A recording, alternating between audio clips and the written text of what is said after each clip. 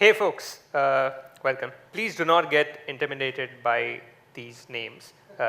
They are very simple to understand, and that will be my aim of the day, to make you aware of what kind of world we are living in and how can you navigate it better. So VUCA is an acronym that was formed by the US military, and it was formed to describe the condition of the world that we are living in. We'll just go in deep one by one. Volatile. So today we live in an interconnected world, right? While that is good, we are able to talk with people, we are able to, visit places. It also has some risks. One of the risks is something called as a chain risk. Now, a chain risk essentially means that if you want a very defined, perfect output, everything in the chain has to work. You take one node out, the chain collapses.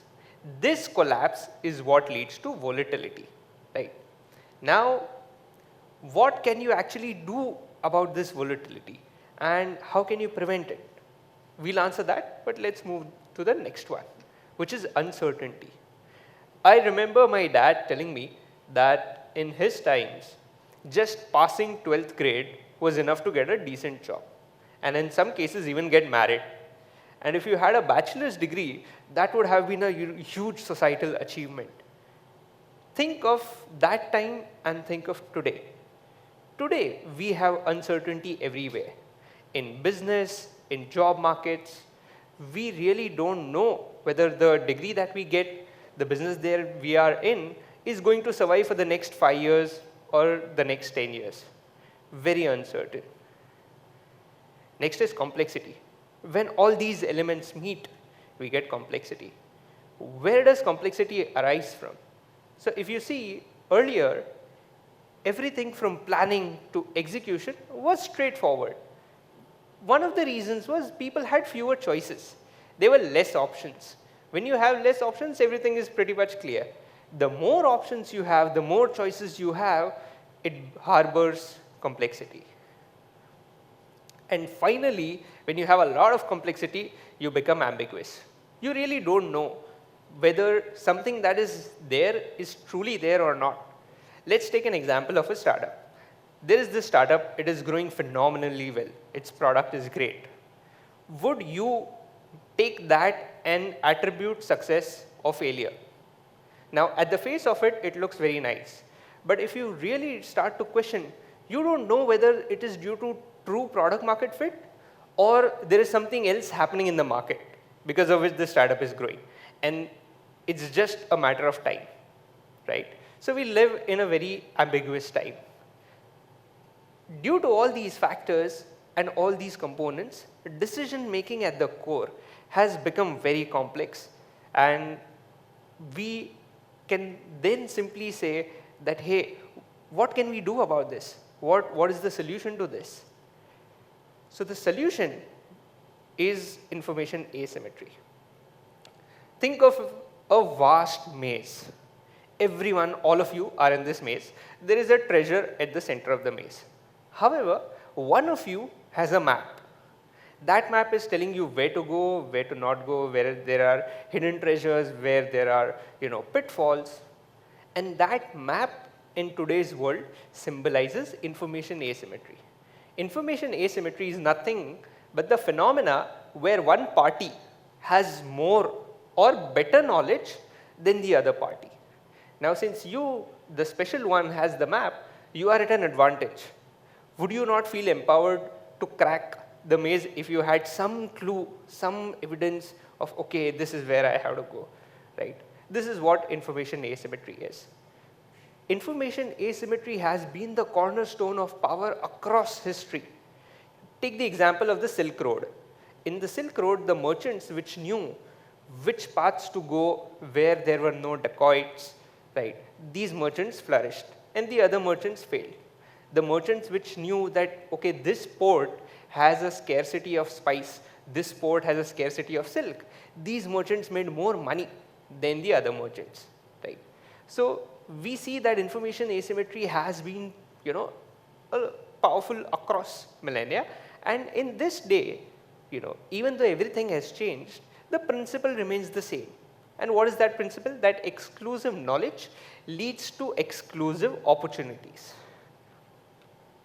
Now, we have this knowledge, we know what is information asymmetry. How do we apply it? In order to apply it, let's dive a bit deeper into information. If you see this visual, in the center you have information that you know. What is that? Your skills, your education, people around you, your culture, etc. Then you have information that everyone knows. This is something which is general on social media, news, current geopolitical happenings, and so on. And the last is the information that only you know. And that's where the magic is. But guess where do we spend most of our time in? We spend most of our time in things that we know and what other people know. And there is a word for it. That word is gossip. So we are always talking about things that either we know or the other people know, and we are just encircled in that cloud. And there is a reason for this. There is a biological and social reason for this. We want to feel belonged in a tribe. We want to feel that, hey, we are a part of this group. And that is why even if we have something which is mildly exclusive, one small piece of information that other people know, we want to share it so that we get societal brownie points. But we are not focusing on that small portion. What information only and only you know. And that is happening because of the entire life circumstances that you have faced in your entire life. That place is where entrepreneurs find market gaps. That place is where artists create masterpieces. Right? That is the place where scientists make groundbreaking discoveries. So we have to focus on that place. How do we focus? Big question. Let me give you a very simple framework. So there are two parts to this. One is depth and the other is intersection. Depth means you go deep, as you can see. Magic or treasure is at the bottom of the ocean. A lot of divers are diving, but they go, maybe a few feet in the ground, and then they are back up. We don't want to be that. We want to go as deep as possible. We want to go where nobody has gone. The moment you go there, you find treasure. Now, depth does not just mean going very deep. It also means about asking fundamental deep questions, challenging your own notions. Let me give you an example. At SpaceX, they were developing this rocket called a Starship. And the engineers there initially decided that we will use carbon fiber, which is very obvious. Carbon fiber is a very strong material. Upon diving deeper into it, they realized that our good old stainless steel is just as fine, and in some cases is even better than carbon fiber. And you won't believe it, right now they're using stainless steel. Now what's the delta?